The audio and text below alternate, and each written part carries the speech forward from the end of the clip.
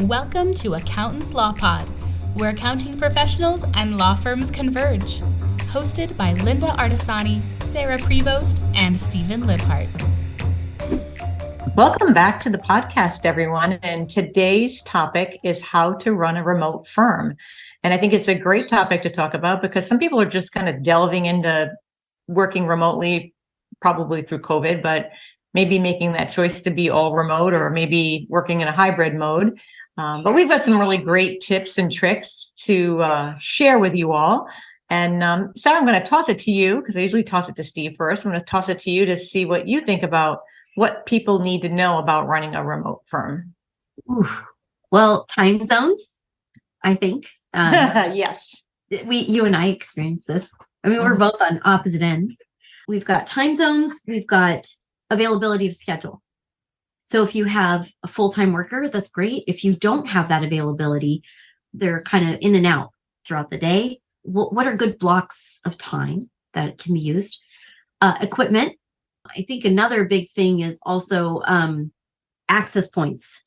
Like, so for example, with technology now, how do we access? We can all jump onto Google. We can all jump onto Bing and all these different search engines.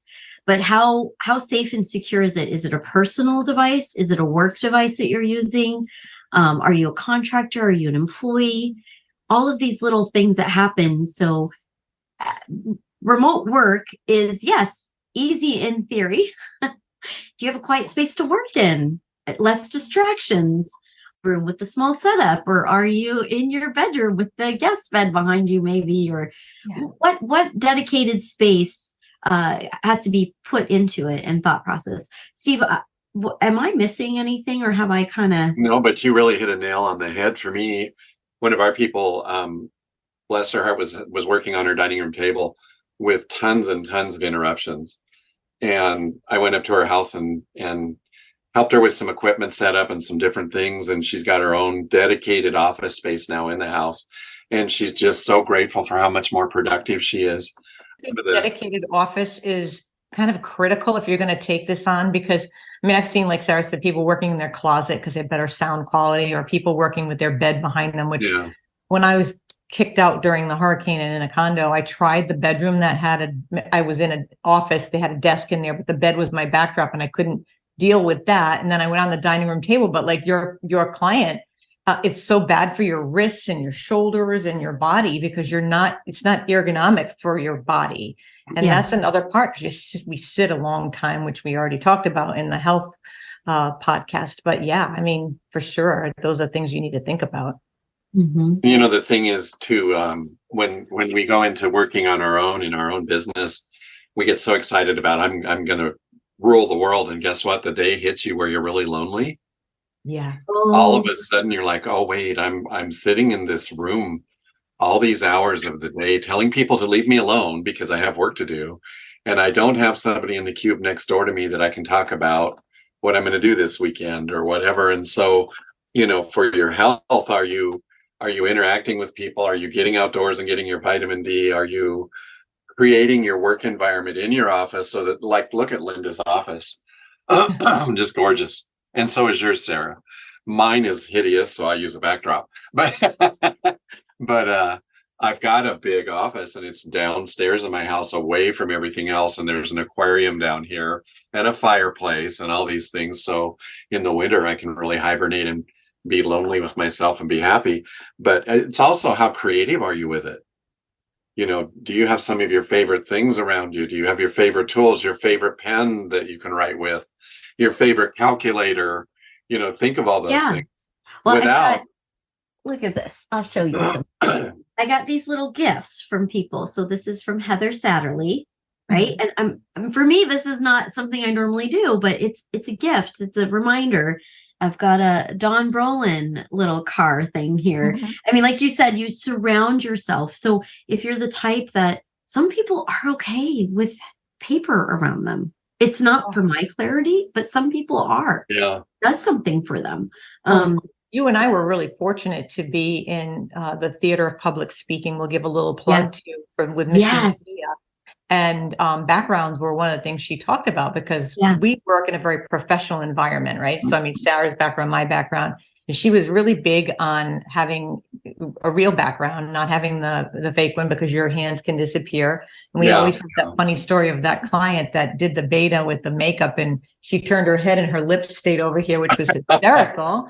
It was Zoom. It was a Zoom It was thing. in Zoom, and she tried the beta feature of having she had no makeup on, so she did the makeup feature, and it hurt. Literally, her eyebrows and her lips were off of her head when she turned her head, and I'm like, that's why it's beta. No, we would never use that, but she was a sweetheart. We had so much fun with her, but for sure, right? So we learned how to be professional and how to make it so that even though we're home, I think that's the biggest thing. So if your home office is on the dining room table, or you're in your, you have a smaller home, like say you're in New York City and you're in a smaller space where your office is your living room, it makes it harder because you don't have that delineation of when does my day start, when does my day end. I think you have to get really creative with that for mental health, because it can absorb you right up. And in fact, I was listening to a YouTube video from our friend Jason Statz this morning, and it was another plug, but I adore him. I really enjoy listening to him, and we'll put that in the show notes. And he was talking about the dream job and having a job where you run your own business and you run it from home. And he was talking about how you end up working so much. And I think people go into it thinking they're going to have time. I'll take Friday off and go to the beach. And I can start the laundry. I can do this. I can start the laundry. And one of the worst things too is the refrigerator is not that far away. It's the full refrigerator, right? It's not just like the office refrigerator, kind of like the office water cooler. The office refrigerator is stacked full. So you have there's not somebody in the office eating your lunch. Right. That's right. Exactly. Or so meal prep. Meal prep is a big thing too. I mean, Lynda and I've talked about this very candidly between each other. We don't have the luxury of going in and making a salad or putting something together when you're between meetings or the demand of the day. We have staff that we need to support. We have our own work that we're doing. So both of us have outside services that come in, and I take a break from it occasionally, but I have meals prepped for my personal lifestyle. I'm not healthy meals, vegetarian. Because we will go to crackers and stuff if we don't have. So that's the thing. And as far as don't eat is what I've done in the past, like in my old days. But candy in my drawer. But Eva, I think like you said, it's your environment, the way that you described it. It may not be like you have the option of having a backdrop, like you have. That's great. Mm-hmm. That's awesome. It looks for your professional too. Yeah, but for your everyday, it works for you. It's gotta feel like, sometimes I call it the sliding door. I've got to be able to slide in and out. I physically right now in this space, I have my own office that's outside of my home, and that's because I was told I was really loud when I talk. So anyway, I'm told that too, Sarah. My husband built this for me, and I love it. And it's it's got its electrical, and it's got its needs for internet and so forth. But I do have a downtown office that I go to, and that's where we work downtown. And sometimes you'll see that space, but it is nice to have that kind of separation. Now, I don't know, Lynda, if Jason talked about this. Obviously, the dream of sure, you're the business owner. You can take off and do whatever you need at the time that you need to do it, right? For me, sometimes the structure or dedicated times work better. It's a mix. The work-life balance phrase bothers me because this is my life. But my work and my life are blended. This is who I am. And we were, just on vacation, and I had a payroll to do. That's fine. I'll do it. It's not interfering. I'm up before people. I'm doing things I need to get done. I have that luxury to do that. That's the difference, I think, of what we experience. And what you just made me think of that's huge is the word boundaries. Yeah. So here's when all of your neighbors learn that you're working remotely from home in your own business, you've got to set boundaries. Don't come ringing my doorbell during these hours. Don't ask me to pick up a package for you or to, or whatever. You've got to set boundaries and have that respect for those boundaries so that you can really be creative in your work and do what you need to do during the time you've allocated for it. And that took a long time to train my neighbors because you guys know me, I'm kind of outgoing. I'm friendly to everybody. And so my neighbors were used to when they were at work, I could pick up the package off their porch and save it at my house. Well, I don't do that anymore. I Yeah. can't do that, you know. Yeah.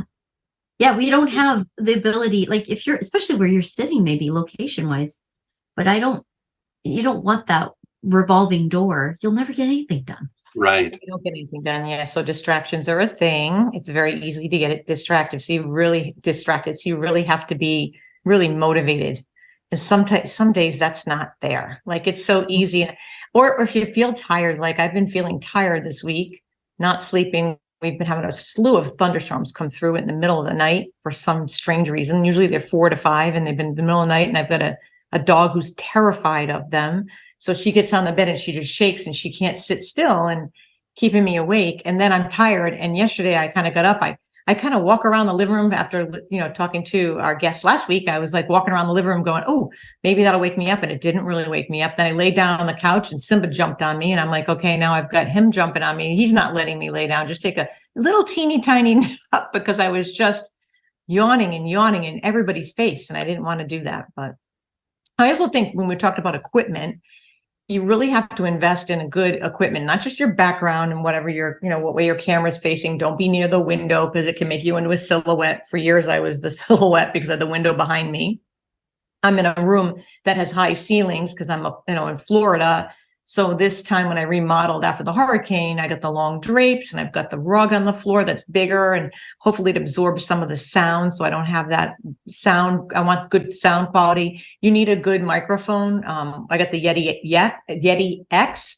A Blue Yeti is always really good. Something that's going to give you a nice richer sound. Lighting, you want good lighting so that you don't look washed out. Even if you are tired, that's one good thing about Zoom. There's a setting in there that'll kind of take away the wrinkles and the circles under your eyes, pimple on your nose or whatever. It gets rid of all of that. But those are things that, you have to invest in Zoom or a good program for that. Don't use Google. I have to say, Google is like the worst camera quality.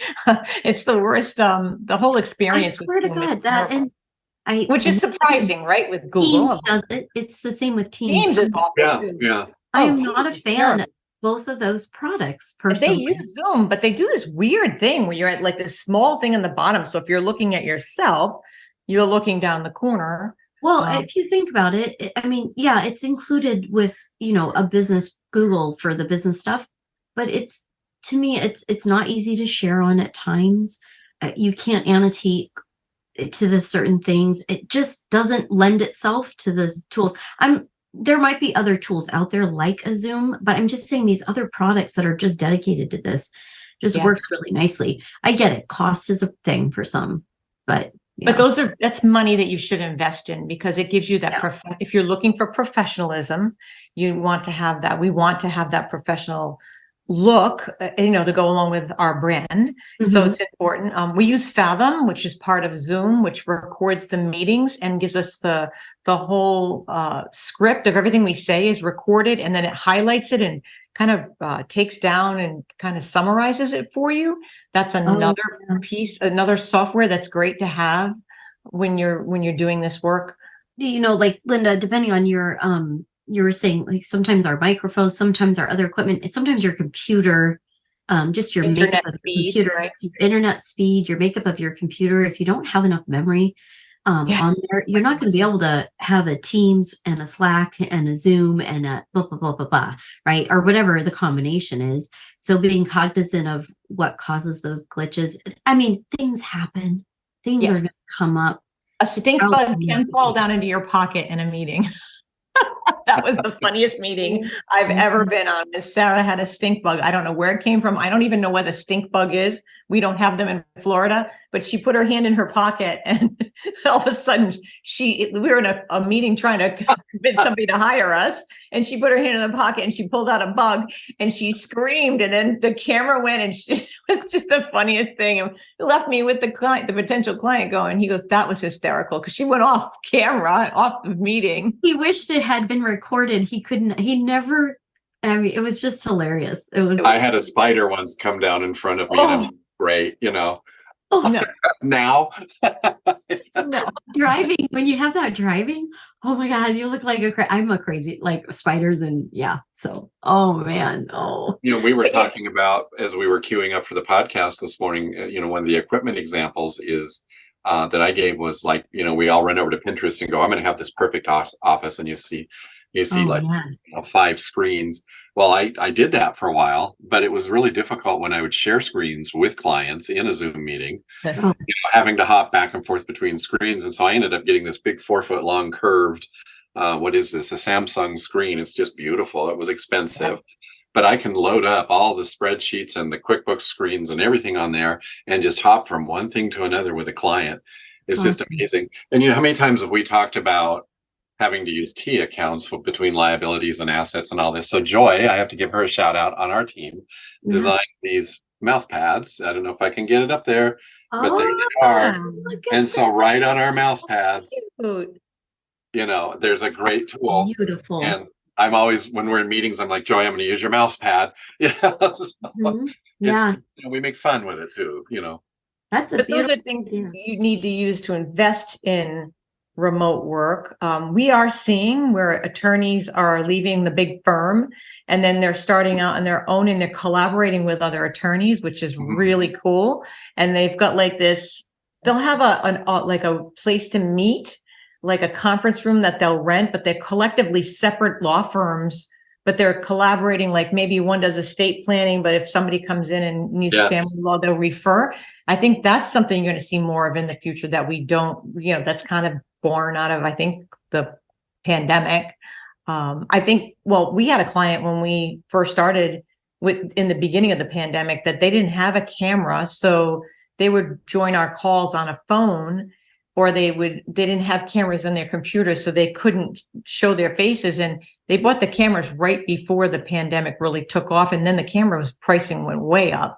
So, that's something that I think everybody should invest in, a good camera. We still have meetings with law firms they just don't want to invest in the equipment. And I think that they don't realize how important it is to really have a microphone, have a camera on the computer. They should all come with a computer and a camera at this point. Sarah got us these really good ones that kind of move and follow us, these Macs that we have, but which is really cool. I mean, I think the camera quality on this one in particular, Sarah, from what I had before is like night and day, with the Apple product. I mean, it's huge difference of how we look in these meetings now with this. And I think protecting your day is important. So not doing back-to-back meetings where you never get away from the desk for a bit and get your eyes away from the screen. And well, we've done that. We've done that mistake. I mean, we're full admission. Like, we're saying this, but it's from experience of where we're like, oh my God, this is crazy. Actually log in and go, I have to take a bio break. We should have to tell somebody that, we should have that space. But it's unfortunate though, meetings do run over naturally. So things happen. I think the forgiveness factor of where we currently are post-pandemic is higher. Pets, things are happening around us. It's a different work environment, to your point, Lynda. But I also think, Sarah, one of the things we should talk about is how do you, with staff, how do you work remotely with staff? So all our staff, global team, US based team, everybody's remote. How do you manage that piece? Which I know we talked a little bit about having teams, and my cat's now joining. But how do you manage that? Because from personal experience with Artisani Accounting, I don't think that the person that was working with me was working the amount of hours that were being clocked in. So that's always a fear as a business owner that, you got to look at the production of work and is that person doing the work? Is that person goofing off and logging in and then watching TV or taking care of their children or whatever, doing Facebook or something and not producing? So those are things that I think a lot of law firms, when they called all their staff back into office, was one of the driving factors, that they felt that production went down. And I think sometimes production can go up when you have somebody at home. If it works better in their schedule and they don't have to drive to the city, or I think that will save time, gas, headache. If the kids are sick, they're home. I think that that's a better way to be, but it's really an individual. Well, don't you, was it you and I, Lynda, and maybe it was Steve, there was that whole piece that came out where employees were actually working longer because they didn't, to your point, have the front commute and the back commute. They justified things differently. But they had less interruptions, and so they could focus more. And before you know it, the day's 12 hours long. And they're not taking lunch and getting away from the computer either. They're eating. But there's some people that can't work like that. So if you're in an environment, let's say you don't have a headquarter office to go to, maybe somebody does need like a WeWork style space or a collaborative space. That's a conversation, an individual conversation to have with that, about what that looks like. Depends on the engagement of what the service is. I think also that, Lynda, you were alluding to this a little bit, and we haven't got it all worked out ourselves, but we've used certain tools in place that lock our domains down, so that I couldn't log in as our assistant right now. I could not log in as her on our domain because that is her login, because we've locked it down. Right. I mean, sure, as an admin, I can do it, but as a colleague.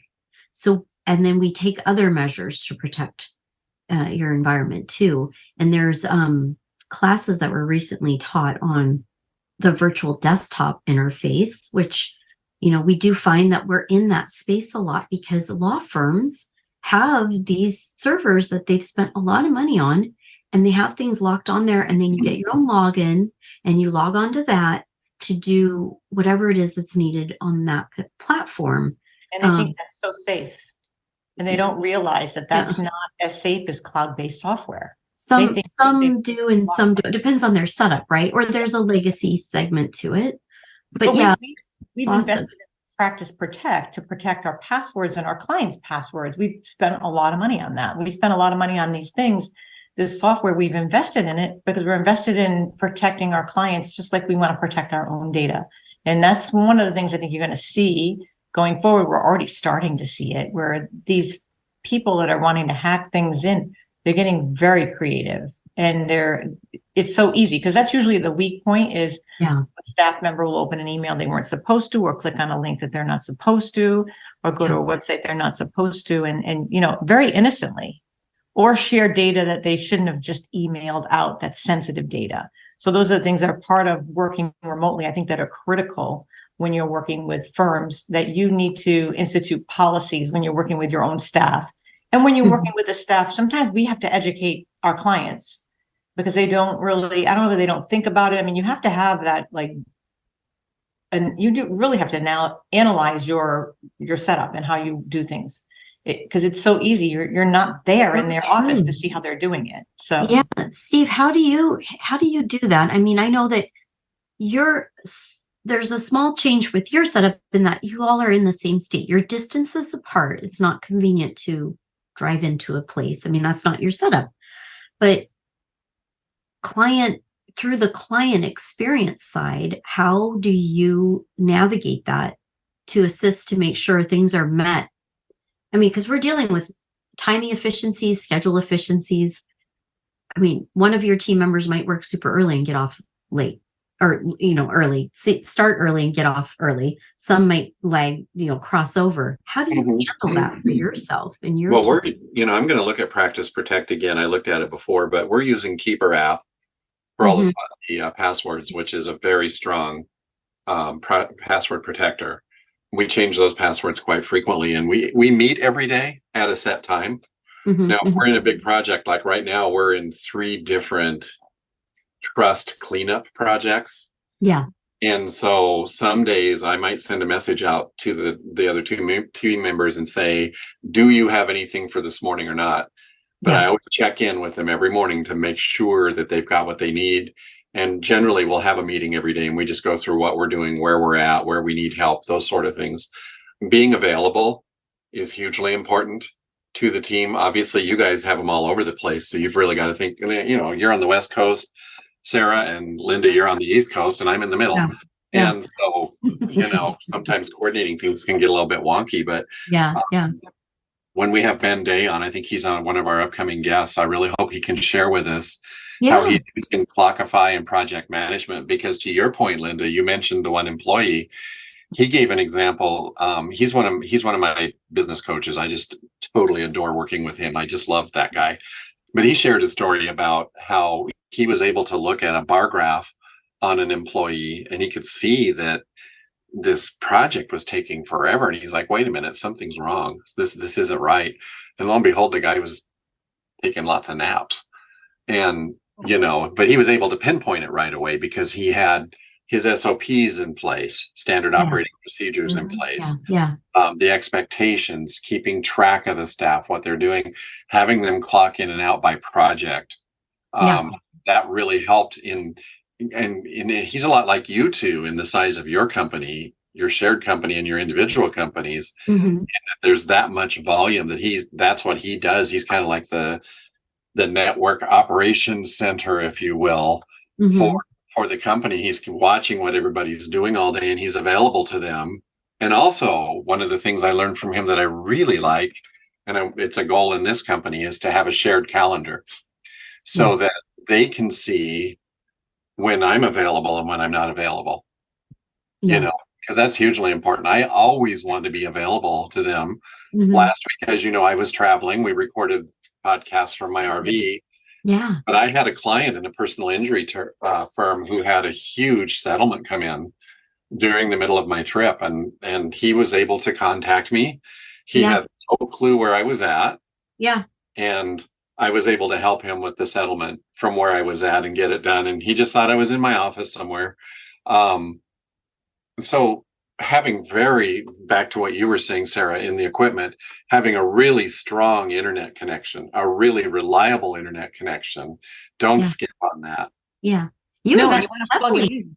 You want to plug it in too. You don't want to be doing it wirelessly. If you're going to be on something, that's one of the things. Every time I've recorded for Intuit, you have to be plugged in. They don't want to hear that you've had a Wi-Fi blurb while they're trying to record. The other thing too is we VPN in addition to all of our security. A VPN. It happened. Sadly, it did happen at the conference, and thankfully, a vendor was available to assist with that whole thing. And it was just, it's a simple misstep, and unfortunately, we get a lot of pushback from clients and staff. Depending on not us personally, but just in general, I've heard this before of not wanting to follow, not wanting to do this. But at the current risk of where things are going and what we hear, and like Lynda, to your point, you brought it up, like they're getting really crafty, they're getting a little bit more savvy in their approach. It does boggle my brain sometimes that, like you said, Steve, you're down. Susan mentioned this in our last episode with her. She was just literally down the street, right? And people just want to come over, or clientele wants to come over and drop stuff off. Well, she's actually not literally down the street. She's like in another state in a campsite doing it. Well, just scan it or fax it. And she mentioned her older clientele. She's like, if I could get these people to do this, it's similar. It's the same thing. We just went through that. Thankfully, sadly, with all the stuff that we just went through, that was one of the benefits of understanding how we all have to work remotely, because things were not available to go into. We couldn't go into a bank. We couldn't go into a certain space to get things done. You were forced into it. So now really, with the law firms, that really some firms are not ready for that. Yeah. Well, let's use QuickBooks Desktop and QuickBooks Online as an example. QuickBooks Desktop has to be continually updated and have patches put in and things like that. And then, somebody's server goes down and corrupts data, and then that has to be repaired and all that sort of stuff. To what you were saying a while ago, Lynda, we're safer on the cloud. We really are. And that seems to be a sticking point with a lot of our legal clients.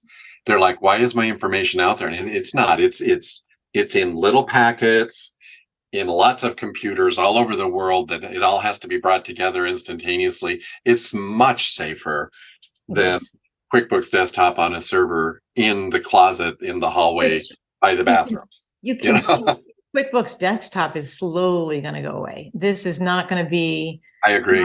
2 years from now, maybe it's not around at all. I don't know, or somebody owns it, but they just canceled QuickBooks in France. And I think someplace else too, wasn't it, Sarah? That they on the desktop. Well, I think about this, Steve. To your point, and Lynda went through a hurricane. She had a server-based business Oh my gosh. Oh, yeah. You know, if you Perfect. didn't have that in a cloud environment, which is what a lot of like certain platforms do, like the Right Networks of the world and all these different types of things. But even them, I mean, you just, it's just the backup to the back. Like, well, we talked about Lynda and her videos. Like she backs them up now. She has it always takes that one moment and then you gotta Yes. reset. And you know what else is very key? Check with Yeah. your business liability insurance, at least annually have a review Oh, and find out what they're recommending and requiring for cybersecurity. Well, so yeah, true. they have cybersecurity audits. You can hire a company to come in and see if you're a big enough company, have them come in and review how processes, because something that gets lost, say you have somebody working and then they're not there working with you anymore. Who has what passwords? Who has what, if you're shutting it off, like just letting someone go, you got to cut them off and get them off all the files. You need to have a policy and procedure in place when you're working remotely, just like when you're in the office, same thing, but you need to have that. You need to have that list. Those are things you got to think about because somebody could do a lot of damage to your firm Good too. point. Yeah. You really want to make sure you've got that in place. Solo person, solo attorney, solo anything, right? Your computer, what if you're just based on a laptop, which is totally fine. Right. But then if you lose your laptop or leave it on a plane. Cloud-based. Yeah, leave it on a plane, as Lynda did. Oh boy. Brand new one. Backed up. Like it's just so simple to think, I'm just going to set up, which is great. I think it's amazing that we live in a day and time that we can just literally get certain things in place, get certain policies and procedures for ourselves with, liability insurance and that kind of stuff, and set up camp, set up shop right away. And then now what? And all of the other things kind of happen after the fact. And they're scary to think about. But they are. And that woman at the conference, I mean, she was in tears, but she logged into the free internet for the conference. Sarah and I have our own little internet boxes. We carry them. We bring them to hotels. We don't use the hotel when we're working because we work at a conference. Yeah. We have our own, which is protected with a password and it's ours and it's locked down and we have VPNs. These are things you have to think about when you're going to work remotely. And if you are on the road or you do anything like that, it's just important stuff that you have to really lay out the groundwork before you delve into that working remotely. And if you are already in that place, start to take a look at and review your procedures and what is safety and hazards, Lynda? Like you have that in everything. You have I forget what it is, what it's called, but it's in every other industry. Yep. Construction, farming, spa. You had it in the spa, in restaurants, right? Like to what you're saying is safety. Right? Yeah. It's a good topic. I don't know which one of us thought of it. It's a good topic. So any last thoughts before we dial this one back in? Well, I wanted to share, as you know, I travel a lot in the summer. And back to what you were talking about, when you carry your little box with you, with your VPNs and everything to the conferences, I do the same thing. And within my RV, I've got one system, and then I'm getting ready to add a redundant system on the back of that. So as an example, my current system works off of SIM cards from the phone providers, and it's very secure. Yes. And I've got my VPN and all of that. And that's what I usually carry around to conferences and stuff like that. And then I'm adding Starlink, and Starlink will also link with in the RV system, and I'll have that redundancy there. So I can be on the SIM cards, I can be on Starlink, I can have them failing over with each other. So like we can be in this Zoom meeting from the RV and I don't lose anything. And it's all very secure and it's all very mixed, if you will. It's not in one place. And that I went to a Starlink presentation at the recent Airstream convention I was at, and I was amazed how many people are really tuning into security and those sorts of things. And so for those of you who are watching this podcast today that are like, oh my God, how can I afford all of this stuff? Let's go back to what Sarah said a minute ago. If all you have is a laptop to start with, fine, sit down and get started, but don't lose sight of what you need and what you need to budget for. So instead of buying that really fancy packet of pens and things like that and all the pretty things, think about what you need to make yourself secure and safe in the cloud environment, and you'll be fine and you'll be a lot more efficient, and you won't be working like in environments that we were talking about, like with QuickBooks Desktop, that can get corrupted so much easier. Mhm. Yeah. So That's my final thought, but I love it. Well, Like, I think it's just, no matter what it is, it's remarkable what you can do in the remote environment. we are blessed. We Yes. are, but I just say it's not for everybody, and that's okay too, because some people are not, like you said, Steve, you can't work alone. They're You not have the disciplined. environment. Yeah. Yeah, So and that's okay. that's okay. You know, no judgment. We would never, you know, it's, if you try it, you tried it. Didn't Yeah. work. Okay. Yeah. That's fair. But there is more, it sounds glamorous to some, to others it doesn't. They're fearful of it. Totally get it. But it does take a little bit of forethought and a little bit of consideration and all these things. So that's all I kind of want to put out there. I'd just like to add, if you are lonely and you're working out of your office, I mean, there's plenty of ways you can reach out to other colleagues and maybe just chat during the day, or maybe pick up the phone or be on Zoom all the time, or, you know, there's Different plenty of group. ways. There's plenty of ways that you can Sarah and I can work on Zoom, just staying on the camera and working at the same time. Obviously we work together, so that's easy. But even if you don't have the same company, Yeah. sometimes you can just work, even if it's not on Zoom, you can just text back and forth, check in on people, and then you just don't feel so isolated. And I think that's probably one of the hardest parts of working remotely, is you can be isolated, and it's easy to throw yourself into work, but definitely put some boundaries, like Steve said, and you know, break out that day, get up and walk, get outside, you know, eat your lunch away from the screen, give your eyes the break, and for sure Take a half-hour nap. Take a half-hour nap. Power nap. You know, let your brain reorganize and recharge. Yeah. So true. I hope everybody enjoyed this episode. Make sure you subscribe to our podcast and our YouTube channel. We'd love it if you could rate this podcast, give us some love and some 5 stars or whatever the stars are, wherever you're listening to us, and share it with your friends. If you know colleagues or any friends you think might find this beneficial, we'd love for you to share it with your friends.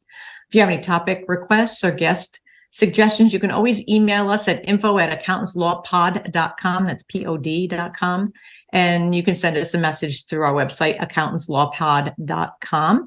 Also, we have the Law Lab. If you're interested in joining a group of bookkeepers and accountants and lots of fun mastermind people that just love legal bookkeeping, you can join us there. It's www.accountantslawlab.com.